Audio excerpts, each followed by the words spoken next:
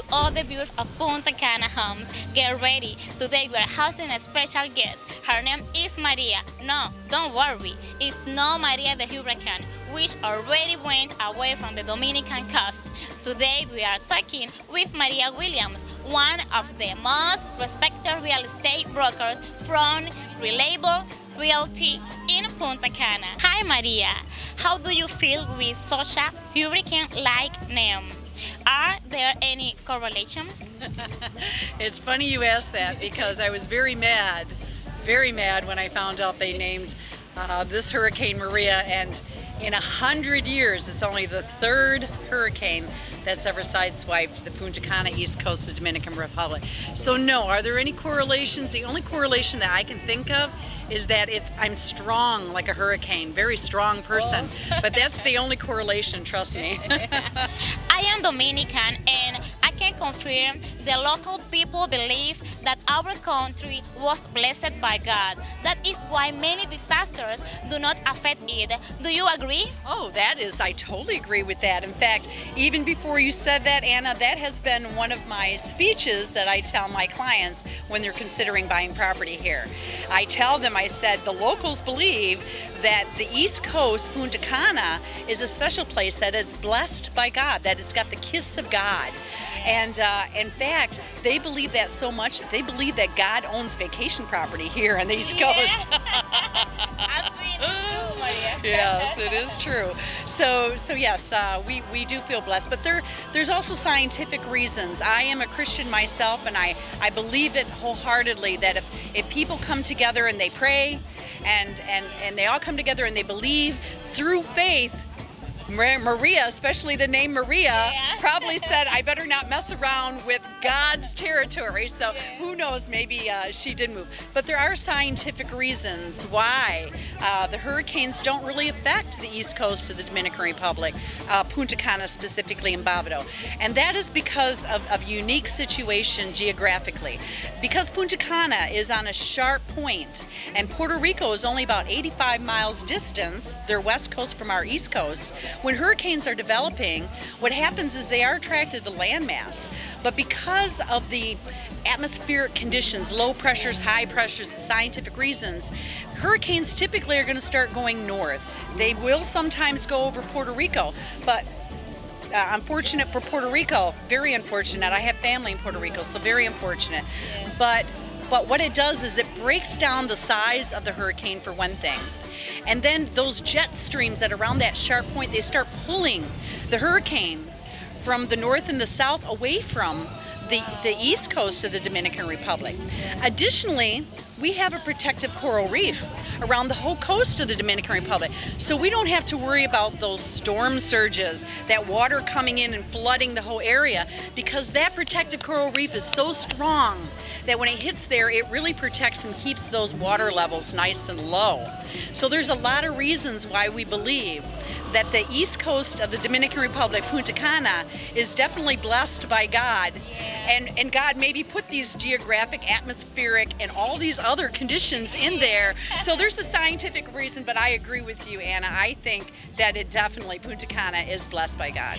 Seriously speaking, how can you estimate the damage to Punta Cana resort and residential areas after Hurricane Maria?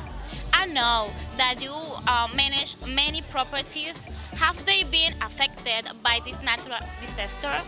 According with some news programs, there is nothing left to seller manage here. It's a really good question, Anna. Yes, I would say that most of my emails that I've been answering have been from all those clients who have purchased properties from us and have put it into our rental program. And of course, they're somewhere else and they're very, very, very concerned about their properties, and they should be concerned. So most of our time has been just assessing the properties and letting them know that your property is okay. So much so that I had to actually create a report, a news report, because I couldn't keep typing the same thing over and over again. We had assessed all the properties, and out of all 70-some properties that we manage, there were only about 4 of them that actually had a little water that came in. So we were extremely impressed. As far as structural damage, none. No structural damage whatsoever. No roofs that came off, no fallen walls, nothing like that. Everything was fine. Just a little water came into some of the condos, which, you know, it's concrete construction. It's ceramic tile floors. So, you know, it just takes a cleanup crew to mop it up and get it out of there, and everything's perfectly fine. It's important to understand that there's good construction and bad construction. Good construction is going to have a lot of rebar. It's going to have a lot of deep footings. It's going to have a lot of pylons. These are really important because that's going to withstand. They're going to be hurricane proof. They're going to withstand the hurricane. Of course, we did have some damage here. I'm not trying to say we didn't, but those were some of the old places that were built by mom and pop here 25, 30 years ago before the government mandated codes. They maybe didn't have rebar in there. So, of course, those places were affected by the hurricane, and there was actually quite a bit of damage to those places. They are right now in the process of being rebuilt, and that's fine. They're building them back a little bit further from the beach, so that's good. It's actually going to give us some more beachfront. So yes, there is a big difference between good construction and not so good construction or old construction. In fact, Anna, today I would like to take you to a construction site that's under construction, and we can actually talk to somebody there, a structural engineer, who can explain a lot more technical things about things like hurricane proof. What does that mean? Hurricane, earthquake proof, which the Dominican Republic is. Our construction is mandated by the government to be hurricane and earthquake proof. So we're gonna go there, we're gonna talk to him, and he's gonna explain in more detail, technically speaking, why we don't have any structural damage here. Of course. So follow us and don't move. We are here at Playa Corral, one of Novelle's prime properties right here on the ocean. Absolutely beautiful view all the way around us, and it is well under construction. In fact, I believe it's going to be finished around June of 2018. We've sold a few properties in here. It is 9 buildings, consists of 9 buildings with 72 units. 1 bedroom, 2 bedroom, 3 bedrooms, all different floor plans. Unfortunately, guys, you're probably too late. Unless you buy within the next week or two, there's only 4 units left, and the prices have gone up from the pre-construction price for you early bird smart investors. It has gone up probably a substantial already, and it will continue to rise, of course, once the project is completed. So we're here with Anna, and Anna's going to actually talk to somebody else who's joined us. One more guest has joined us, Eva Next, a structural engineer from one of the largest East Coast Dominican construction companies, Novo. Queremos saber, ingeniero, cómo se protegen sus edificaciones para huracanes o cualquier tormenta que venga de la naturaleza. Sabe usted que estamos expuestos porque estamos en una costa. ¿Por qué leyes se rigen? Pero me gustaría que usted, siendo ingeniero, sea un poco más específico y nos los detalle. Ok. Tenemos unos reglamentos que están avalados por normas internacionales, que son por normas internacionales, y esas normas son las que rigen todas las construcciones de nuestro país. Esas normas especifican cargas para tipo de sismo y de tipo de viento, de huracanes. Depende de la construcción, se toma en consideración qué tipo y por zona de carga puede utilizarse dependiendo siempre de la edificación.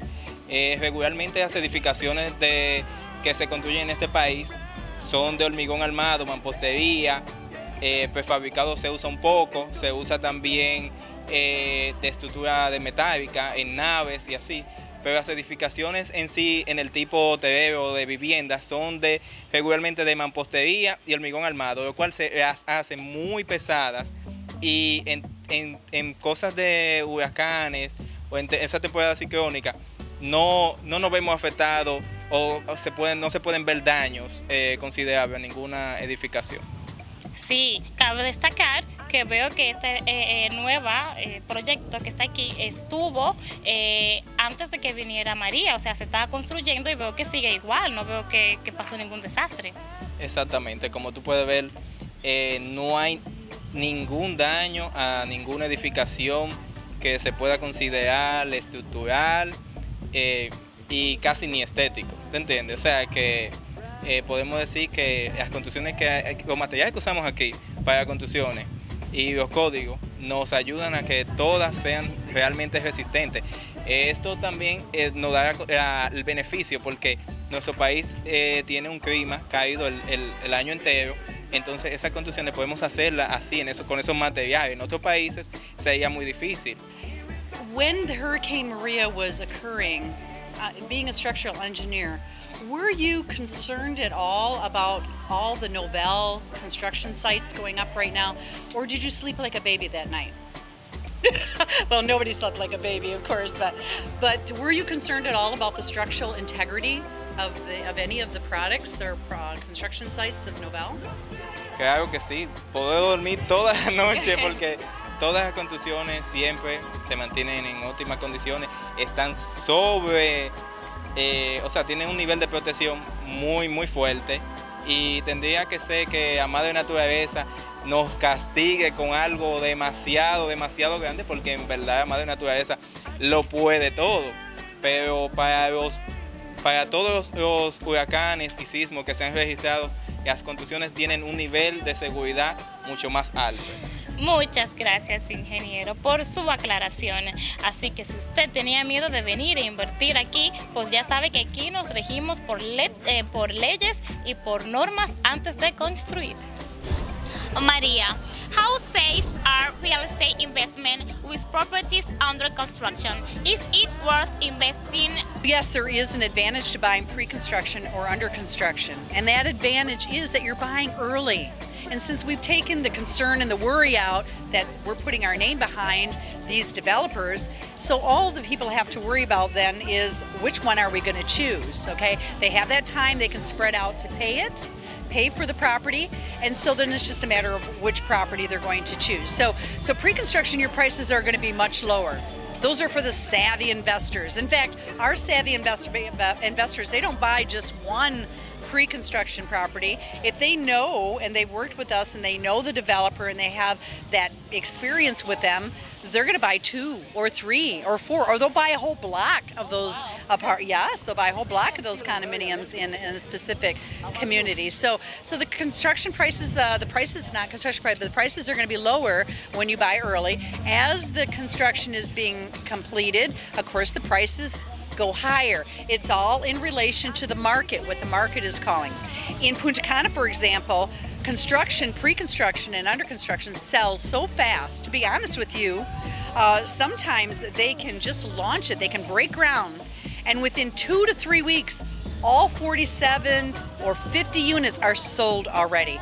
We don't even have time as a real estate agency to list these on our website because it sometimes takes us that long to get the listing up. So it's a really good idea to pay attention to what's going on, what construction, to work with a reliable real estate agency that's going to walk you through the steps. They're going to take photos of the construction progress. They have a project management department that they can help you get that condo all ready and help you inspect it, get the electric meters, get everything in there, your furniture, your decor, all your accessories, your dishes, so that then we can just pass it off to a rental program. You can start making some really good investment income off from that property by renting it to our vacationers. What do you think about the effect of the hurricane season on the local real estate market? Should we wait for the rise or fall?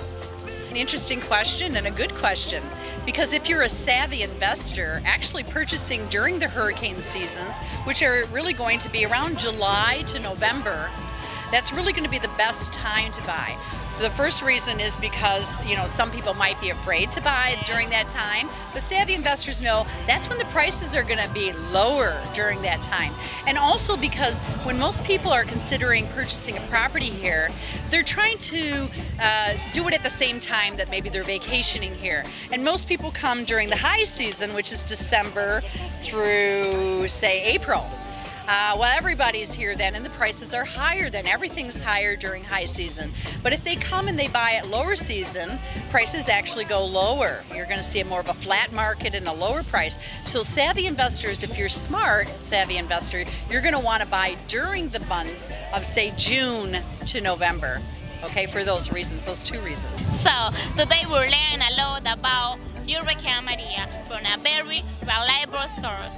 from Maria the Broker. I hope all your fears are eliminated and you're ready to become a happy house owner in the Dominican Republic.